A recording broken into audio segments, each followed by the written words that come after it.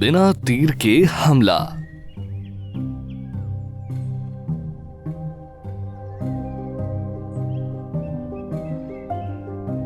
महाराज, पिछली प्रतियोगिता का माहिर तीरंदाज आया है।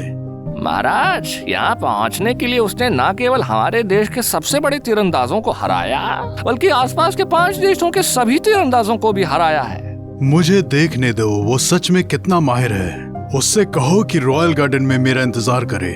जो हुक्म मेरे मालिक। क्या तुम रॉबिन हो, तीरंदाजी प्रतियोगिता के विजेता? जी महामहिम, मेरा नाम रॉबिन है। फिर मुझे साबित करो तुम्हारी क्षमता। जी मालिक, आप कोई भी चुनौती दें, मैं खुशी से स्वीकार करूंगा। महाराज, मुझे लगता है कि इस अहंकारी धनुर्धर को सही सबक की जरूरत है। तुम्हारे मन में कुछ है? मुझे याद है कि आपने पिछले दिनों राष्ट्रीय तीरंदाजी टूर्नामेंट के चैंपियन को चुनौती दी थी। आपने उसे एक उड़ते हुए पक्षी को गिराने की चुनौती दी और 5वें शॉट तक वो नहीं कर पाया। हाँ, मुझे याद है। इस बार इसने न सिर्फ राष्ट्रीय बल्कि आसपास के देशों की भी प्रतियोगिता जीती है।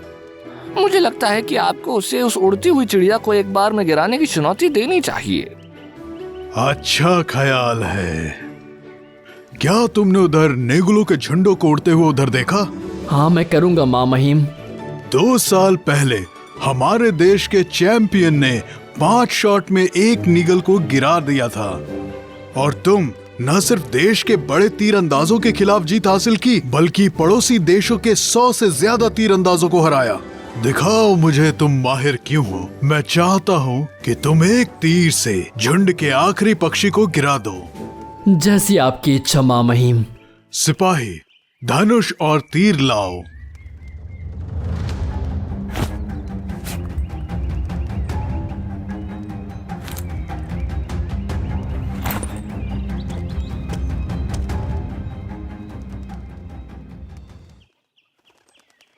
क्या हुआ, तुम रुक क्यों गए? या तुम्हारे लिए इसे एक बार में करना बहुत मुश्किल है? ऐसा नहीं है महाराज। तो तुम नीगल को गिरा क्यों नहीं देते? महाराज, मैंने अपना धनुष झुका लिया क्योंकि मुझे एहसास हुआ मैं बिना तीर का इस्तेमाल किए झुंड में उस आखिरी निगल को मार के गिरा सकता हूँ। बिना किसी तीर के? जी महाराज, बिना तीर के। तो तुम उसे कैसे मारने वाले हो? सिर्फ धनुष ही काफी है। एक अकेला धनुष कैसे मार सकता है? मैं गारंटी देता हूँ मैं कर सकता हूँ महामहिम। जो भी कहो सोच समझ कर कहना तीरंदाज। आखिरी चैंपियन को पक्षी को मारने के लिए 5 शॉट लेने पड़े थे। मुझे पता है सर, मैं गारंटी देता हूँ मैं झूठ नहीं बोल रहा। यह असंभव है। क्या तुम सच में उस एक नीगल को ऊपर से नीचे गिरा सकते हो सिर्फ धनुष से? मैंने पहले कभी ऐसा कोई नहीं देखा जो ऐसा कर सके। विश्वास करें महाराज, मैं अपनी बात का पक्का हूँ। अरे महाराज, ये तीरंदाज कुछ भी कह रहा है। बिना किसी तीर कमान के किसी पक्षी को मारना मुमकिन नहीं है। तुम ठीक कह रहे हो, लेकिन इसके आत्मविश्वास ने मुझे हैरान कर दिया। ऐसी बेकार बातों के लिए हमें उसे सबक सिखाना चाहिए महाराज। ये जो कर रहा है करने देते हैं। बिना तीर के अगर वो पंछी को मार देता है तो उसे अच्छा इनाम मिलेगा, लेकिन अगर हार गया तो शाही परिवार से झूठ बोलने पर मृत्युदंड का हकदार होगा। फिर कभी इतना बड़ा मुंह खोलने की हिम्मत नहीं होगी। रॉबिन, महान सम्राट से मिलना तुम्हारे लिए बड़े सम्मान की बात है। मैं ये अच्छी तरह जानता हूँ सर। तो तुम शायद समझ सको कि उनसे झूठ बोलना शाही परिवार की अवहेलना का अपराध है।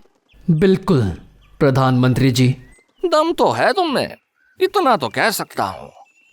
तो ठीक है, ध्यान से सुनो रॉबिन। महामहिम ने तुमसे कहा है कि बिना तीर चलाए इस पंछी को मार डालो। अगर जो तुमने कहा वो कर दिखाया तो तुम्हें 100 टन सोना दिया जाएगा इनाम में। लेकिन अगर तुम पक्षी को मार गिराने में असफल रहे, जैसा कि तुमने कहा था कि तुम कर सकते हो, तो एक बात याद रखना, तुम्हें फौरन जल्लाद के पास भेज दिया जाएगा और सबसे तेज तलवार से मार डाला जाएगा।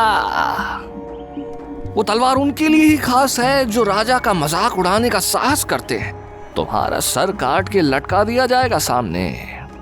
सही सुना अहंकारी तीरंदाज। अगर तुम मरना नहीं चाहते तो पीछे हटो। सही कहा, वो बिना तीर के किसी भी चीज को कैसे मार सकता है? अरे बेचारा, इतना जवान और माहिर तीरंदाज। वो एक भव्य और चकाचौंध भरी जिंदगी जी सकता था, लेकिन उसकी मौत देश के गद्दार के जैसे होगी। अरे रॉबिन तीरंदाज, क्या बात है, तुम कुछ कहते क्यों नहीं?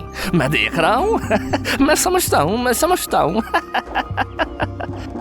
तुम्हें डर लग रहा है ना, ये हुई ना बात। अब आखिरकार तुमने अपनी प्रतिभा से हमारे देश को गौरवान्वित तो किया ही है। तो महामहिम और मैं तुम्हें अपने शब्द वापस लेने देंगे।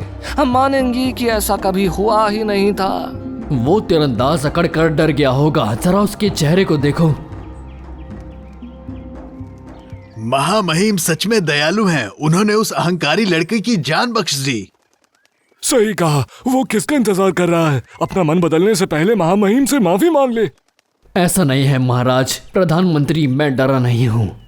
मैं बस इस बात से हैरान हूँ कि बिना तीर के एक निगल को मारने जैसा सबसे आसान काम करके ही मैं 100 टन सोना कमा सकता हूँ। मैं अपने पूरे जीवन में इतना नहीं कमा सकता।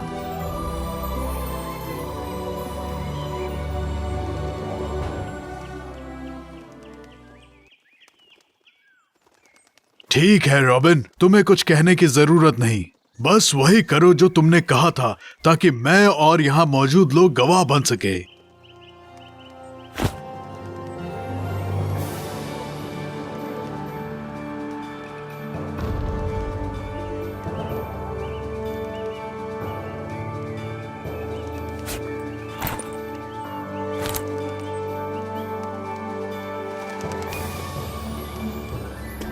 भगवान देखो,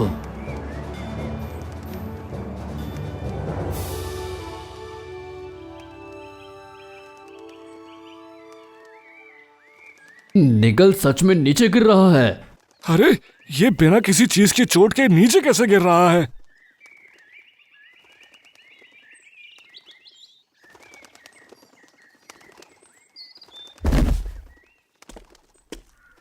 मुझे यकीन नहीं हो रहा रॉबिन, तुमने सच में तीर के इस्तेमाल के बिना इसे नीचे गिरा दिया।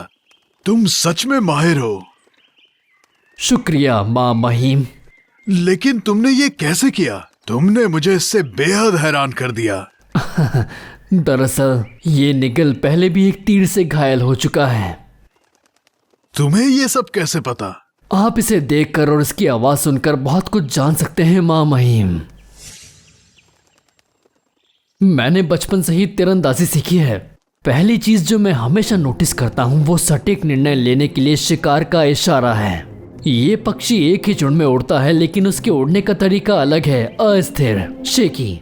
जब वो इस बगीचे से गुजरे, मैंने देखा कि इसकी आवाज बाकी पक्षियों की तुलना में काफी कमजोर थी। उड़ने के हाव भाव और उसकी आवाज से मुझे पता चला कि इसको कुछ दिन पहले तीर लगा है।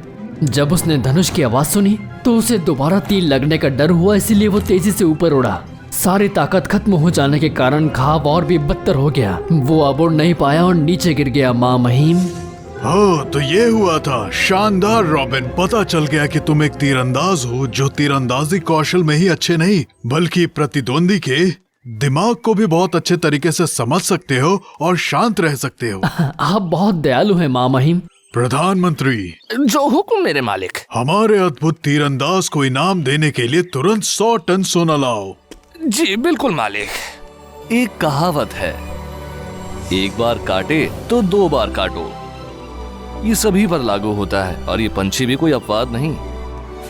पहले घाव ने उसे इतना डरा दिया था कि वो धनुष की आवाज से घबरा गया था।